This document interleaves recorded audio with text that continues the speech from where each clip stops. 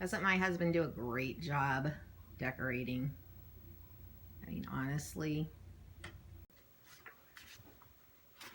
Hi, I have never done this before, but this year I'm going to read my Christmas letter online. And one thing you need to know, Charlie edited it. So some of the stuff doesn't sound exactly like me because he says it a little bit differently. And another thing is the reason I'm wearing a hat, I have 3 reasons. 1, bad hair day. 2, can't find Santa hat. 3, patriotic for my son Danny. I miss him so much. I have not seen my Danny, well, let's not go there, but for over, well, it probably says it in the letter. But you know, my mom, for anybody who knows my mom, which a lot of you probably do, but most of you don't, she would never be caught anywhere in public without looking perfect. So I am just not, I don't take after her in that way. I also am not nearly as good of a cook as my mother. My mother is a great cook. Okay, but anyhow, the magnificent McDonald letter of 2016. Each time it comes around for me to write my account of our bustling year, I hope that this time it just might be a success at sharing Christmas cheer. So I'll include our good times at home, which means that I'll have to leave out Jack. Charlie wrote that line. All that's left is finishing this poem and asking Santa to bring school back. That's funny. Aren't you amazed when you get the Christmas letter that outlines the family's year to the tune of Up on the Housetop or 'Twas the Night Before Christmas? I just sit with my jaw dropping wondering how they did it because I just can't. But I do hope you find it interesting enough to make it to the end of my letter feeling as though it was worth your precious time and gives you a moment to laugh and to pause and to think about the reason for Christmas. And please, if you're one of those poetic people who can write those amazing family poems, please send one to me. So here is my unpoetic account of the McDonald year. Jack, 25 the day after Christmas. I can't believe I'm that old. Well, I'm not 25. You know that. Okay. Jack is still working as a personal trainer and living in the area with his college attending, soon to be middle school and science and math teaching wife, Olivia. They live with their rambunctious, oversized rescue dog named Flex. All I can say is that it's a good thing he's cute. He is very rambunctious. This year, they enjoyed traveling to Florida, D.C., and Chicago together, and Olivia went to the Upper Peninsula of Michigan for a class during summer school. I'm thankful they live nearby and attend and even serve at our church so that we still get to see them.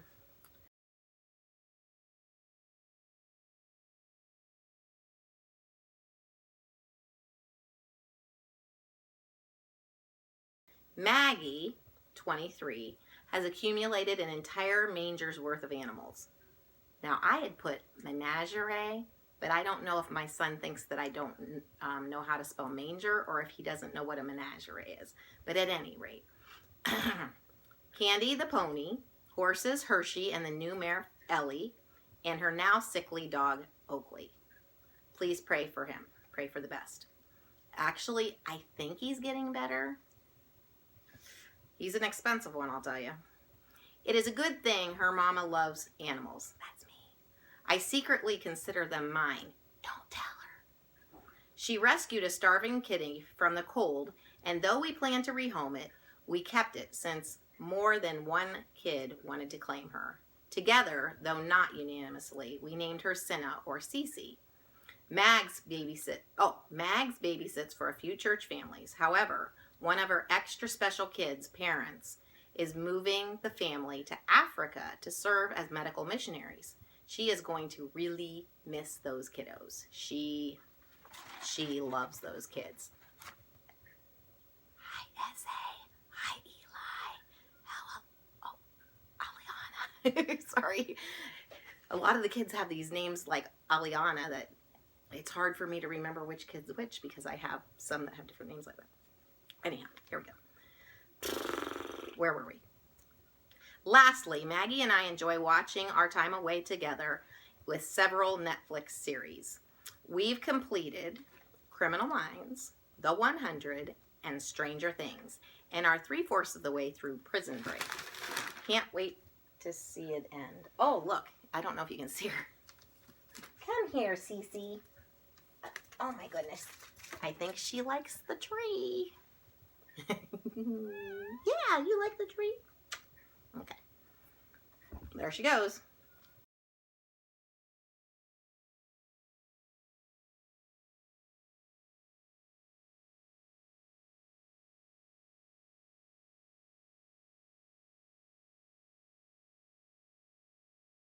Danny. Danny, 21, is a corporal in the Army. He is in Airborne, won a volunteer award in his platoon, and gets to take 2 jumps with the Golden Knights, a famous paratrooper group. He says I will get a video of it. I better. I haven't seen him since August 2015. I would have gone down to visit him this summer, but I thought he was visiting us, which didn't quite turn out. And then I thought he was coming over this holiday season, but that failed by my expectations as well. He says he will visit this summer, but I think I'm going to plan a trip down there in the spring just in case. He should be out by October 2017. Don't tell Keith. Hi, kitty, kitty, kitty, kitty. She likes the tree.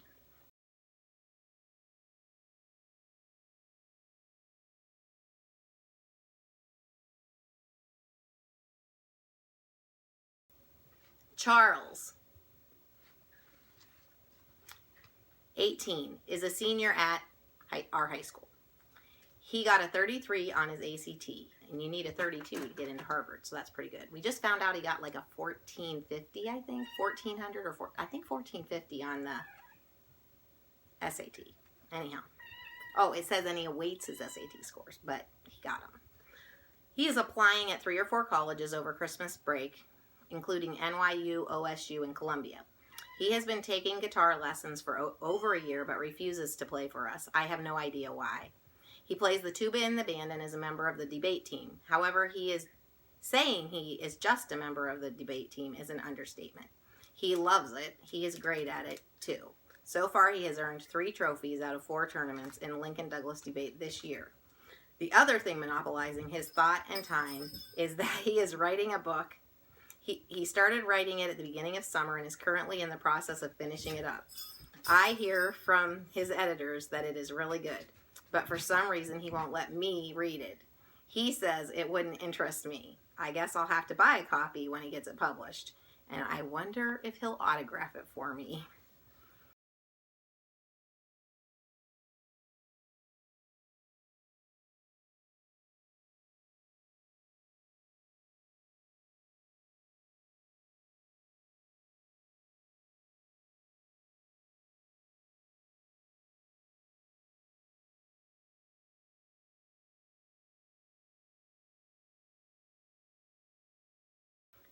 Sammy.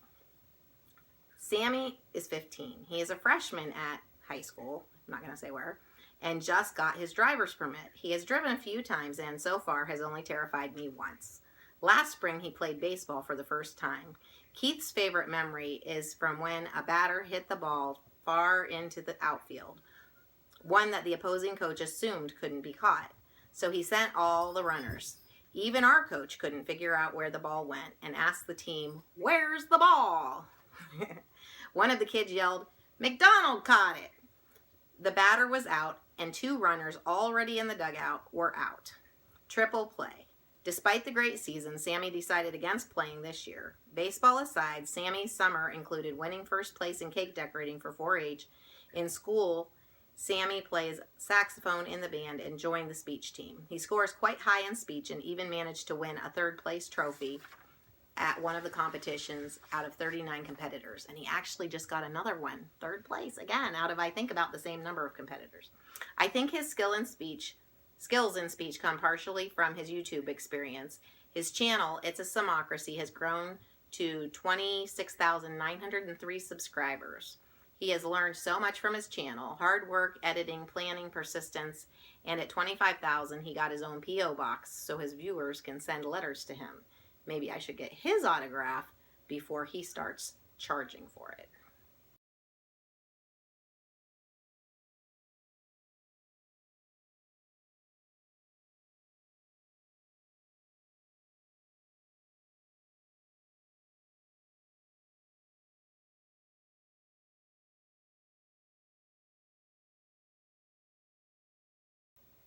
Nathan. Nathan's 12. He makes me quite certain that this will be the last Christmas where I am not the shortest member of the family. He keeps having growth spurts. I know, I can almost hear the short jokes, believe me. I hear short jokes. But seriously, how did time fly so fast? All 6 of my children taller than me. The thought just blows me away. Nathan loves playing on his computer. He also loves reading. He reads a ton.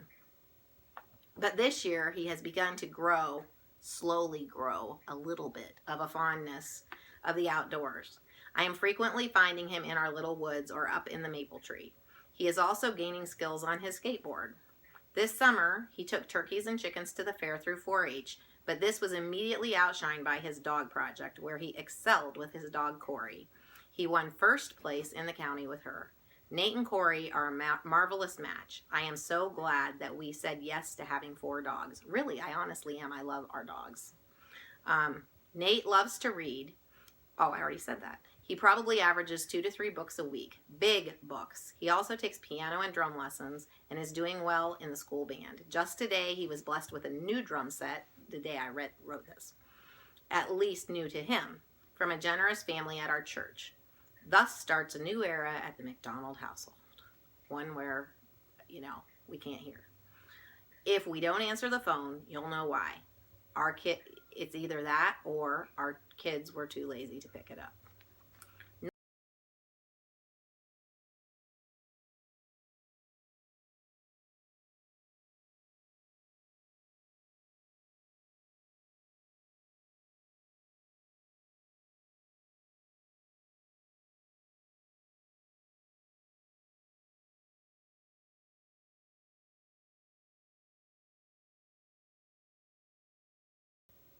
Not much changes with me or Keith. Our kids just keep getting older, so I suppose we are getting older too.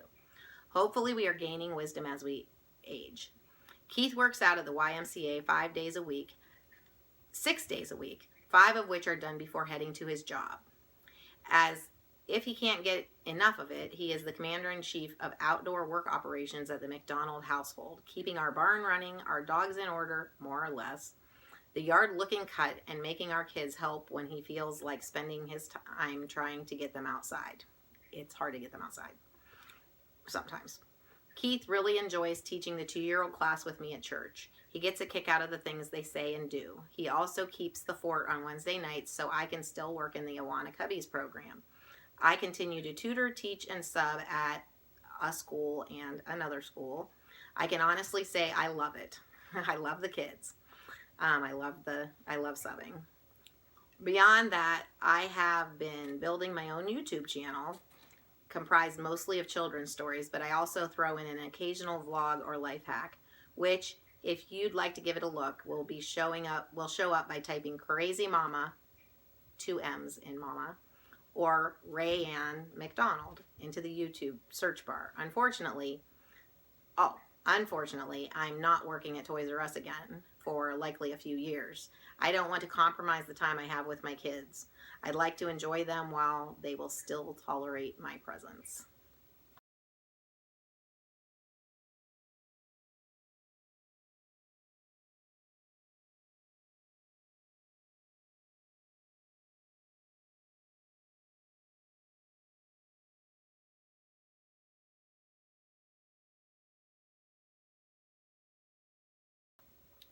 This week I attended lunch at church, a Christmas lunch at church, and the speaker taught from Revelation chapter 12.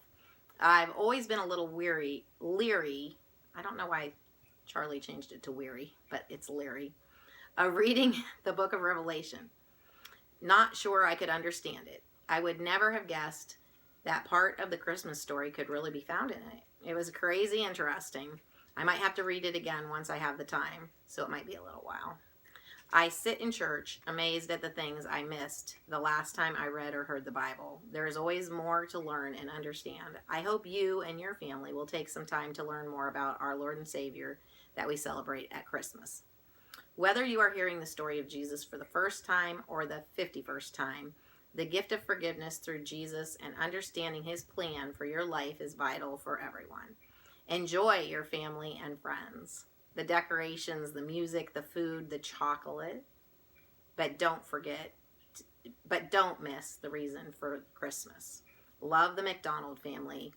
Keith, Rayanne, Jack and Olivia, Maggie, Danny, Charlie, Sammy, and Nathan, and all of our animals.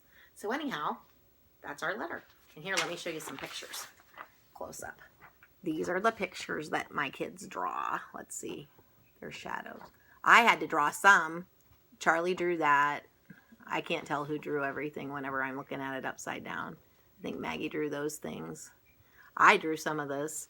Sammy drew this. The emoji Santa, partially because he was making fun of Olivia, his sister-in-law. I put those little lights at the bottom. And then on this side, let's see. Yeah, Nathan. Let's see. And then down here, Maggie, Jack, Olivia. I'm going to add the pictures from our card right after I say Merry Christmas.